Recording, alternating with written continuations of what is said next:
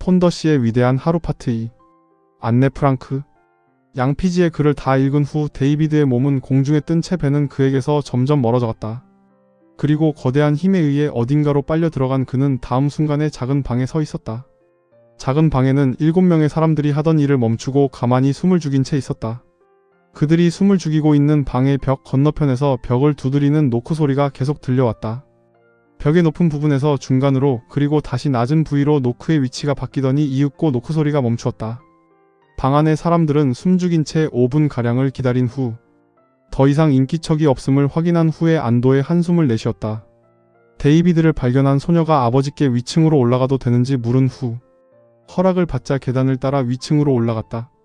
소녀의 뒤를 따라 올라간 곳은 다락방이었다. 다락방에 둘만 있게 되자 소녀는 데이비드에게 그를 기다렸다고 말했다. 데이비드는 여기가 어디냐고 묻자 소녀는 그곳이 암스테르담이라고 대답한다. 아버지가 소녀를 안내라고 부르는 것을 들은 데이비드는 소녀에게 성을 물어보았다. 소녀는 프랑크라고 알려주었다. 그리고 그 소녀가 자신이 고등학교 때 읽었던 안네의 일기를 쓴 그 안네 프랑크임을 알게 되었다.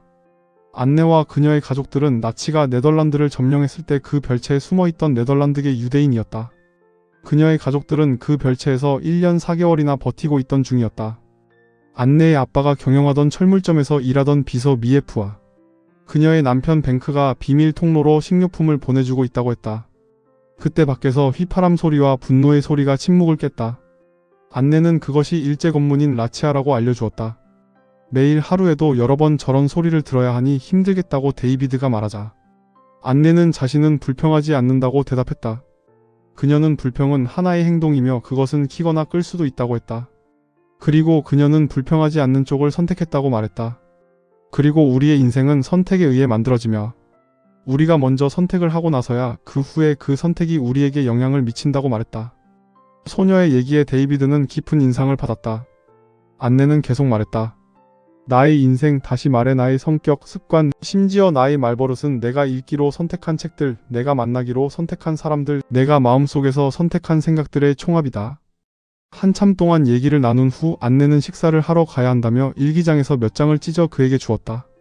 문을 닫고 안네가 방을 나가자 혼자 남겨진 데이비드는 소녀가 찢어준 종이를 읽었다. 성공을 위한 5번째 결단. 오늘 나는 행복한 사람이 될 것을 선택하겠다. 행복은 하나의 선택이다. 행복은 어떤 생각과 행동, 내 신체 속의 화학적 반응을 일으키는 생각과 행동의 총합이다. 나는 매일매일을 웃음으로 맞이하겠다. 나는 마음속에 웃음을 갖고 있기 때문에 사람들은 나에게 끌린다. 미소는 내가 가지고 있는 가장 강력한 무기다. 나는 늘 제일 먼저 미소 짓는 사람이 되겠다. 오늘 나는 행복한 사람이 될 것을 선택하겠다. 나는 늘 감사하는 마음의 소유자다. 링컨. 안내의 쪽지를 다 읽은 후 현기증을 느낀 데이비드는 눈을 뜨고 주위를 둘러보았다. 그가 있는 곳은 하얀 캠퍼스로 만든 대형 천막이 아니었다. 낡은 책상에 앉아있던 그는 일어나 천막의 천을 살짝 걷어내고 밖을 내다보았다. 약 50m 정도 떨어진 곳에 임시 연단이 세워져 있고 연단 뒤편에 한 남자가 서 있었다. 그는 수천 명을 바라보며 연설을 하고 있었고 데이비드는 연사의 뒷모습을 보고 있었다. 연설을 하고 있는 사람이 누구인지 알 수가 없었다.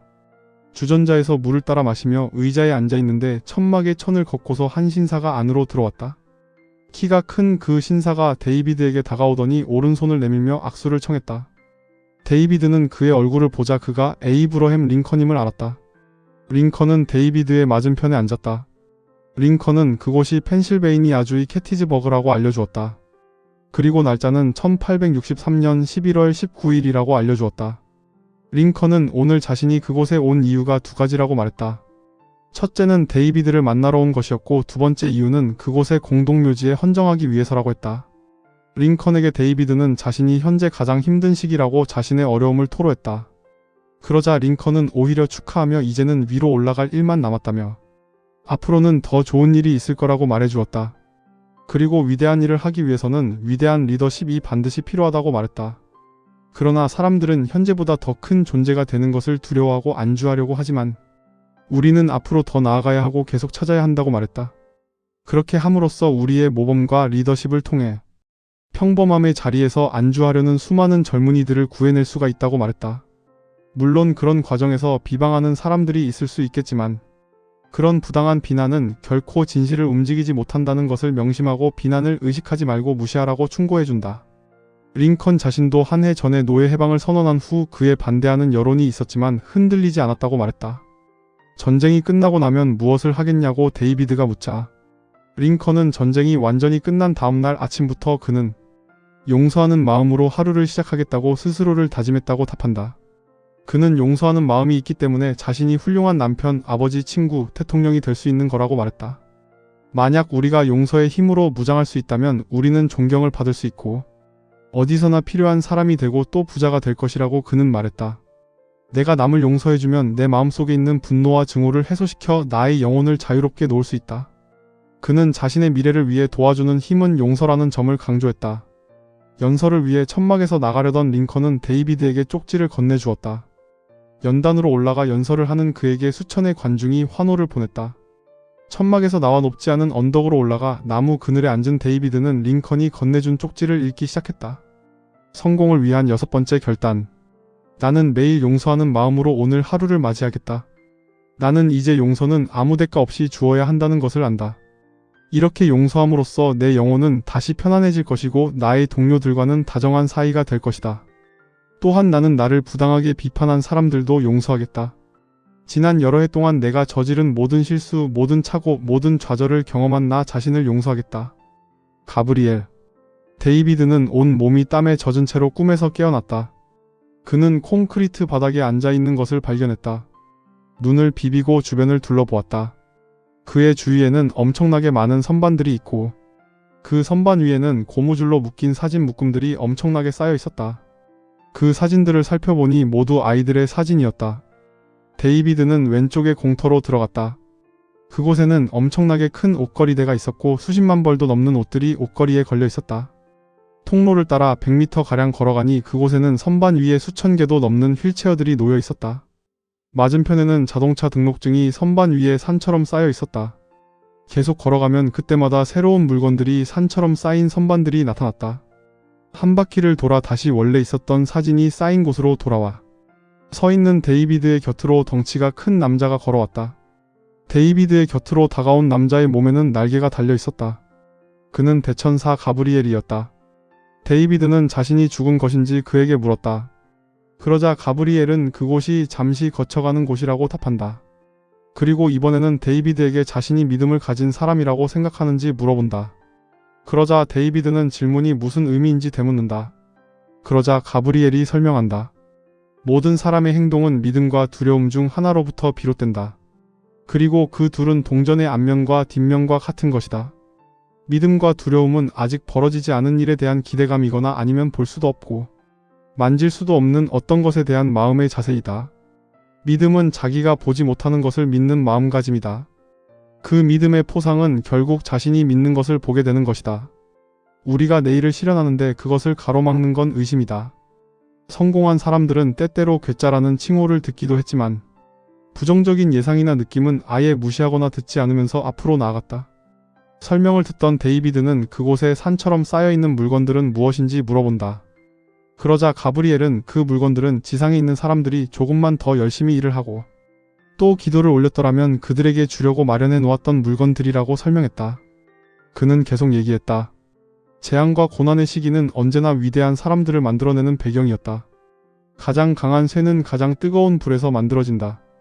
현대 인류 이전에도 여러 고대 문명들이 번성했었다. 그러나 그 문명들은 멸망했다.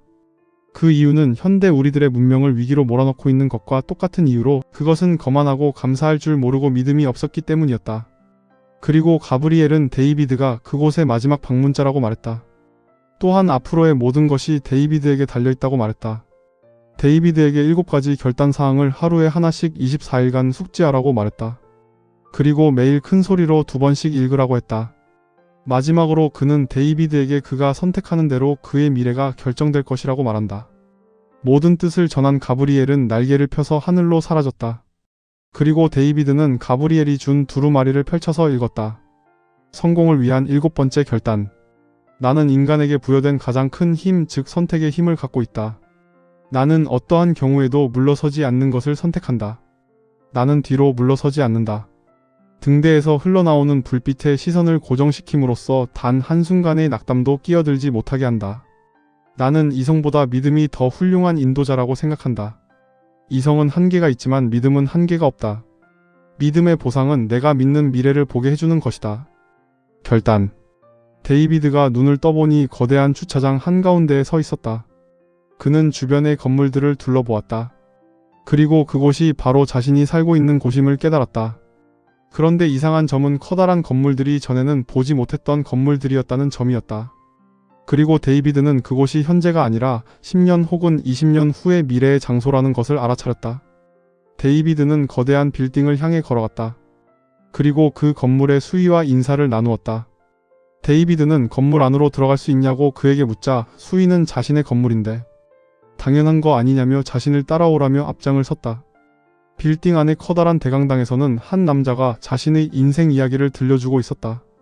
연사는 아이의 병원비 문제며 실직 이야기를 들려주었고 7가지 결단 사항을 언급했다. 그리고 여러 해 전 데이비드 폰더는 모든 사람들에게 성공의 가능성을 선물해 주었고 오늘 자신과 강당에 모인 모든 사람들이 그 선물의 결실이라고 말했다. 그러면서 연사는 7가지 결단과 폰더가 만난 인물들과의 교훈을 설명했다. 그리고 연사는 마지막으로 앞으로 나아가라고 사람들을 격려하며 강연을 마무리했다. 모든 사람들이 강당을 빠져나간 후 데이비드는 천천히 그곳을 나오면서 주차장으로 가보았다. 그곳에는 자신의 낡은 콜트가 서 있었다. 차 문을 여니 키가 꽂혀 있었다. 그는 차를 몰고 그 도시의 큰 건물들을 찾아다니며 살펴보았다. 그 건물들은 하나같이 폰더와 관련이 있는 건물들이었다. 건물들의 로비에는 안내 데스크가 있었고 데스크의 명판에는 폰더 인터내셔널이라고 적혀 있었다. 다시 차에 올라 드라이브를 즐기던 데이비드는 자그마한 개울 위에 놓인 다리에 들어섰다. 그런데 그 다리는 노면에 살얼음이 얼어 있었고 차는 바퀴가 헛돌며 빙빙 돌다가 커다란 참나무를 들이받았다. 그리고 데이비드는 정신을 잃었다. 눈을 뜬 데이비드는 병원 침대에 누워 있었다. 의사는 그가 운이 좋았다고 했다. 사고가 크게 났지만 뇌와 뼈는 다치지 않았다. 침대에 누운 채 데이비드는 그가 만난 사람들의 이야기가 진짜였는지 아니면 그냥 꿈이었는지 알 수가 없었다. 그런데 그는 그것이 꿈이었다고 해도 상관이 없다는 생각이 들었다.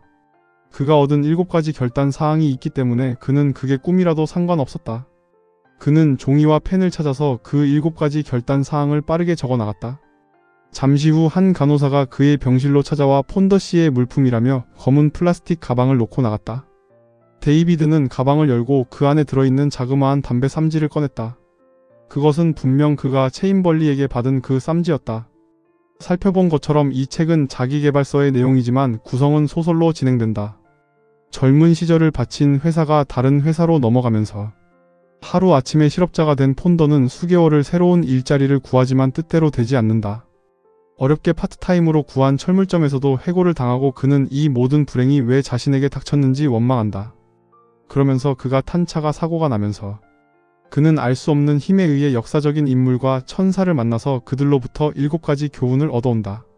재미있는 설정으로 어렵고 딱딱하지 않게 성공을 위한 마인드셋을 구축하는 방법에 대해 배울 수 있다. 두껍지 않은 책으로 출퇴근 때 잠깐씩 읽어도 부담 없이 읽기에 좋은 책인 것 같다.